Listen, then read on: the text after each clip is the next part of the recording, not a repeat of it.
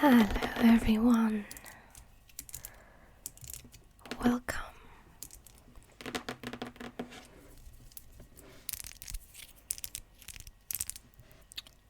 Today we're going to be taking a look at some Dollhouse miniatures. I don't know if you've run into Dollhouse miniatures before.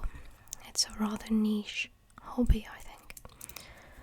But there are lots of people who like it all over the world, and actually this past weekend I was at a dollhouse fair with one of my best, dearest friends, and it was a thrill. So I'm going to be showing you what I've purchased this weekend at the dollhouse fair.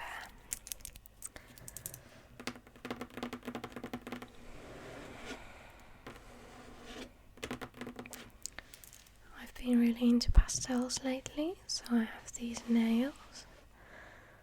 Don't look at them too carefully though, because a lot of them are crooked. I installed them myself, so that's what you get.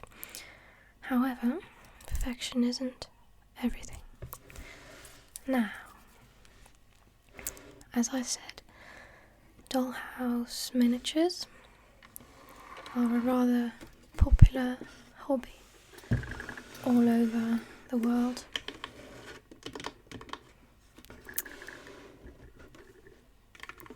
Collecting and making miniatures is a hobby that's actually perhaps a little bit surprisingly favoured by adults, not children, since working with miniatures, especially if you make them, requires patience and a steady hand.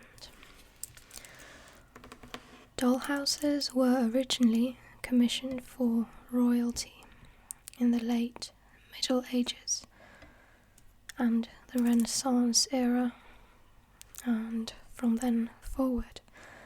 And they were commissioned for royalty, usually as replicas of palaces or individual rooms in palaces, to display the lavish lifestyle that some of these people were able to lead. However, for many dollhouse enthusiasts today, the goal isn't to create exact replicas of existing places, and that isn't the goal for me either. I prefer to create things with fantasy or fairy tale elements, and so I've collected some items that will suit a project that I'm working on. And these items are Victorian inspired, or I thought that they would suit that kind of look. First of all, this cabinet, which is mostly out of frame because we have to be quite close to my tabletop for this video, because I'm going to be showing you very, very small things. But I purchased this little cabinet to display some curiosities.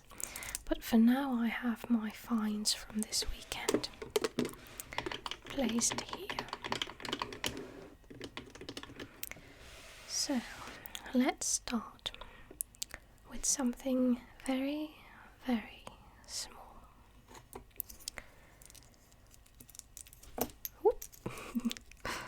It's so small I can barely hold it. Can you guess what it is from such distance? It looks just like a square. This is a tiny, tiny photo frame that you can actually stand up on a tiny, tiny table.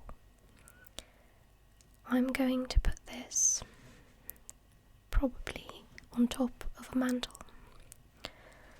If you look very, very closely, you can see that it has 3 little rhinestones at the top, which I thought was a lovely little touch, and you can actually put a photo in there. I haven't yet, but I will. Isn't that just gorgeous? It's real metal. A tiny, tiny ornamental photo frame. Very, very cute. It's actually very similar to the kind of pieces that I use to decorate my own apartment with. But a lot of the time you will decorate doll houses the way you wished your home would look like if you could afford just about anything. But the great thing about miniatures is that everything, or almost everything, is quite inexpensive because it's very, very small. Next, let's take a look at something a little bit different. This is a clock. Now, it's not a working clock, although that would be quite amazing. But even on camera, it looks like it might work. The clock face is actually printed on and glued behind. Possibly glass, or then it could be just clear plastic, maybe acrylic. But it is a wooden wall clock that fits the style of my dollhouse very well.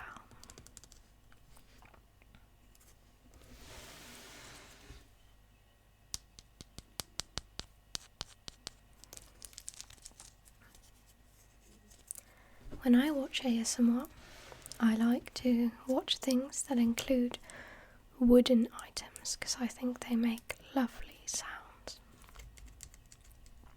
My other favourite is clunky plastic jewellery. Next we have another... Oh my.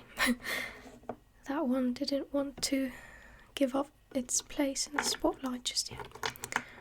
Alright, next up we have something a little bit more heavy. Now, again, something metallic. This is a cash register. It has some wonderful moulded details, and you can actually open the little drawer there. You could put some tiny, tiny coins in there.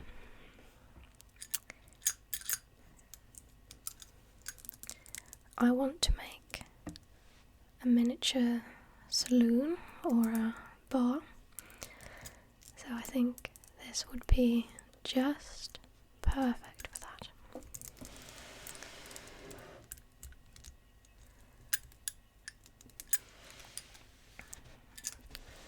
It doesn't have any painted details, but I think in a room with lots of other details it will look very good.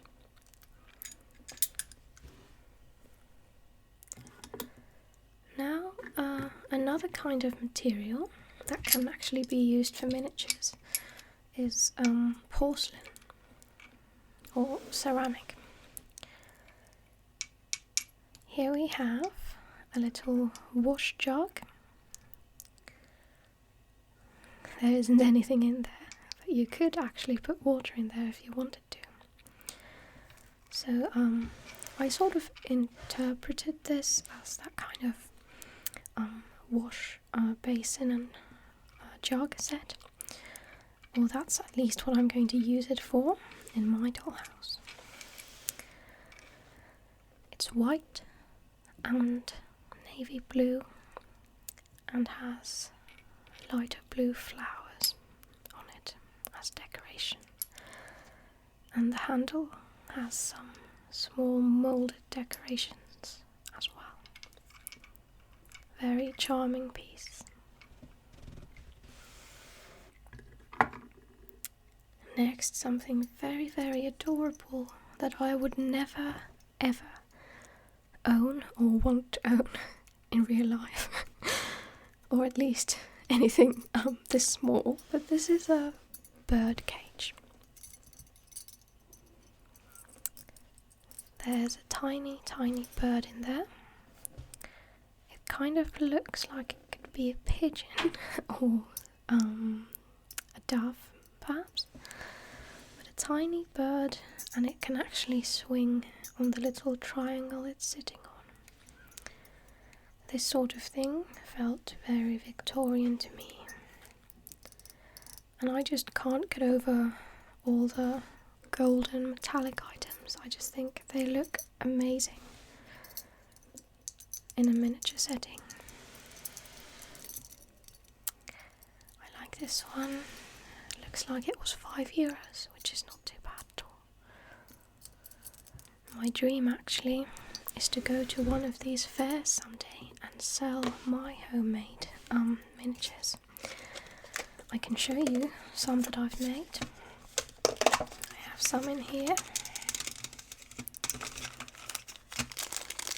So I've made some.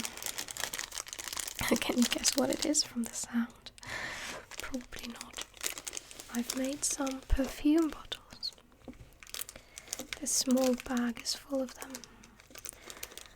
They're made out of beads and parts of earrings that I wasn't using anymore. And they look really nice on vanities, for example. Here's one out of the bag. It's so small, but here it is. I think it's quite charming. If I could just come up with some kind of label, I think it would be even more nice to look at. Yeah, if I learn to make other kinds of stuff, I would like to go to a dollhouse fair one day and sell things myself.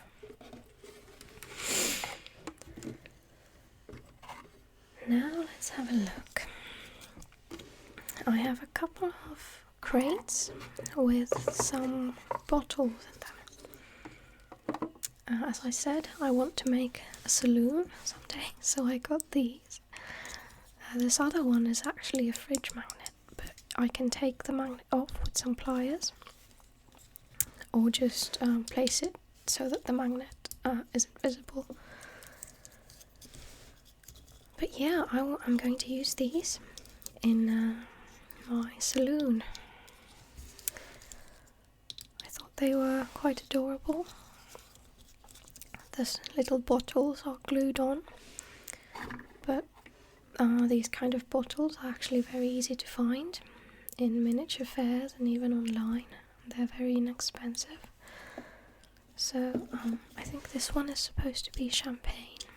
So this one can kind of be a bottle out of the crate.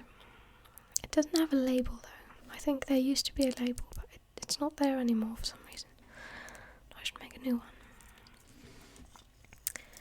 And the bottles are glued on, so, which is actually good because personally for me, when I'm assembling my miniature scenes, I like to glue everything on or attach things with white tack or blue tack. It just makes everything a little bit easier, because if you have hundreds of tiny items and you accidentally sneeze or something and everything falls over, it can get really annoying.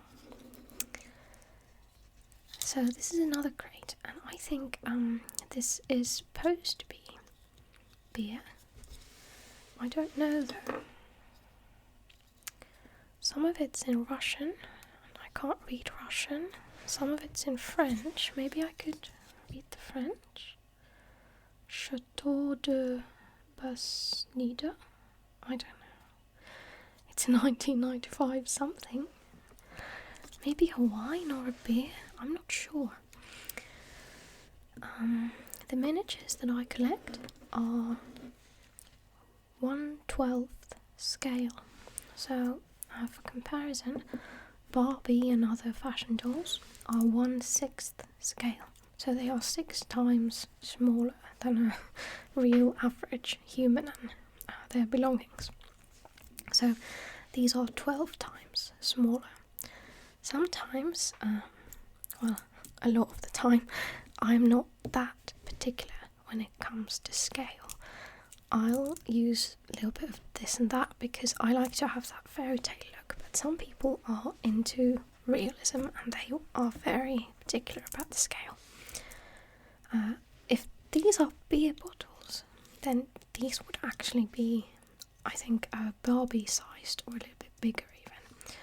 But since it doesn't say in any language that I speak what they're supposed to be, I can use it as whatever I want. And stacked on a shelf in a saloon, I think I could get away with it, to be honest. So let's put those back.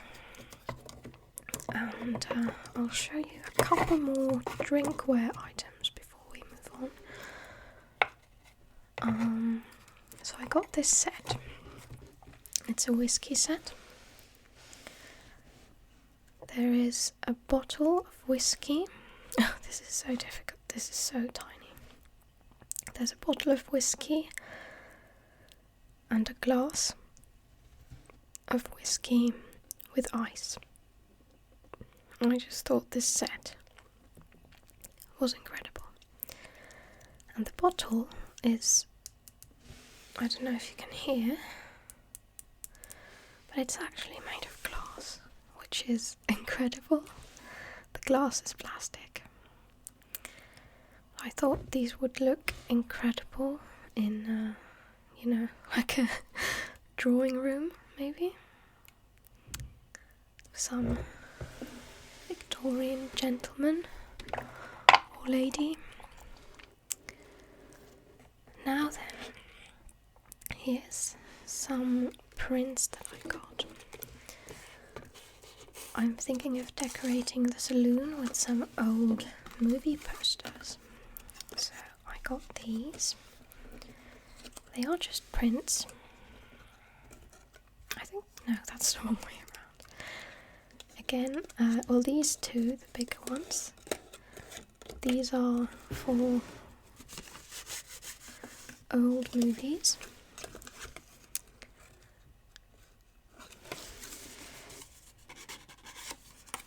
They're just printed on some card. You could do this kind of thing at home, to be honest. I didn't have to buy these. But I've been running out of printer ink for, I think, 6 months, and I've been too lazy to buy any more. And it's kind of expensive, although not more expensive than all of these were. But moving on, here's another print. Now, I'm not sure what language this is, but I thought it would be a really good kind of advertisement for the saloon. So again, I'm not too particular because I like to have that whimsical element and combine different things. Then we have a little tray here with lots of things. Oh, well, there we are.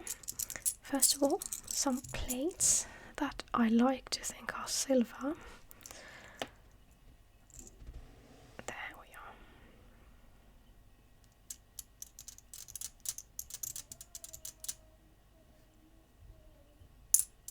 Oh, I think my neighbour is singing. So there we are. Some silver plates. There's 4 of them. Oh, they're like little coins. I thought this would be the perfect style of plate for a Victorian setting. Then, last thing on this little tray is, I don't even know how I'm going to show you this. Oh no. God. See, everything is so small. Usually it's better to have tweezers for this sort of thing. There we are. So this is a tiny, tiny toast rack with actual pieces of toast on it.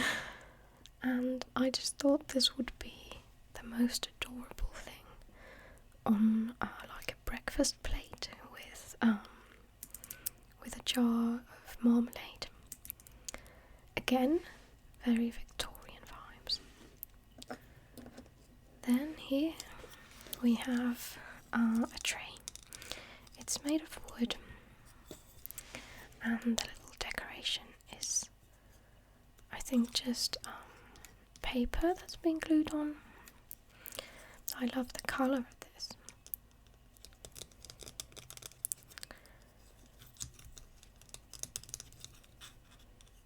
Very useful, and I think I'm going to. It actually had some handles on it, but I travelled a long way when I came home, so the handles actually fell off. They were also made of wood, but I think I could find metallic ones and put them on there. Then here we have a spice rack. Now this is interesting because they have real spices in there, and I don't think this was meant to be a dollhouse miniature, although I'm not sure at all. But there is some salt, pepper, sesame, and I think paprika, in there. Some real spices, but I just thought, again, for the saloon this would be perfect. And I just love most miniatures actually are kind of old-fashioned, like the style of them, which is exactly what I like, so it's very satisfying. Now we have two final drawers. Which one should we open first, left or right? What do you think? Let's go with the right one. This one has some tiny, tiny metal items in it. Alright, let's put them on the desk there and I'll show you. First of all, some binoculars. I'm definitely going to make a small fabric or leather strap for these, so they will look even more realistic. You could even go so far as glue some clear plastic from maybe like Barbie doll packaging for lenses, although that would be very extra and very difficult maybe. But yeah, you could do that if you wanted to. I just thought, for a Victorian lady or a gentleman, these would be perfect. Then we have some locks and keys. So, this is a tiny. Oh no, this is so small. I think this is the smallest item I got. It's smaller than my. It's smaller than my very, very fake nails, but very small. A tiny lock with a key. There we are. Oh no. And you could even attach a keychain to this key, which I think would be incredible. There we are. But I tried to get the key to fit in the lock and I don't think it does. But that's alright because we have more keys here. We have keys on a key ring. Look at that. Wait, I'm gonna tiny. I'm gonna show you. There we are. Some tiny, tiny keys on a key ring. They're so small. So one of them ought to fit the lock. I just think this kind of thing is incredible, and I don't know how anyone makes this, but I love it. I love it. Just, oh my god, I could look at these things all day. Now, let's put these back. Oh, sorry about for the last drawer, I'm going to show you a small item first. This is a 3D printed skull, and of course the great thing about 3D printing is that you can use a real scanned skull to print one just in miniature, and this is exactly what that is. So this is in a grey plastic, but the idea is that you can paint it to look like a real skull. And again, I thought there was something about it that would fit a Victorian study very, very well. Poor guy. But luckily it's not a real skull. Or if it is, then it would be like what are they called? A borrower? A borrower? I can't pronounce that word, but you know what I mean. Like Arrietty from the Studio Ghibli film. I think they'd be about the size. Alright, and the very last thing I'm going to show you is let me see if I can get all of them out. The very last thing. Can you guess what it is? Probably not. It's books. It's 4 tiny miniature books. They're all a little bit different. I'm going to show you the backs first, because if you put these on a tiny bookshelf, they will actually look amazing. There we are.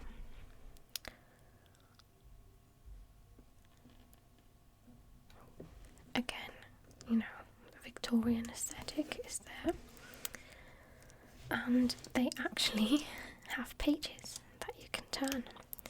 They don't have any writing in them, but actually some miniature books do, and some historical dollhouses that were made in the 1800s, 1900s, they have actual tiny real books.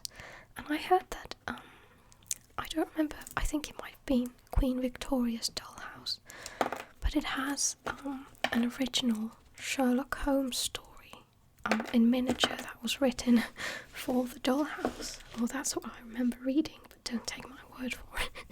But you know, dollhouse history is full of cases like these. There we are. So that was the last of my findings from this weekend's doll fair. And there's going to be another fair in April. I think it's April 1st, which I'm absolutely thrilled about. There we are. I hope you enjoyed looking at my finds, and I will see you hopefully very, very soon.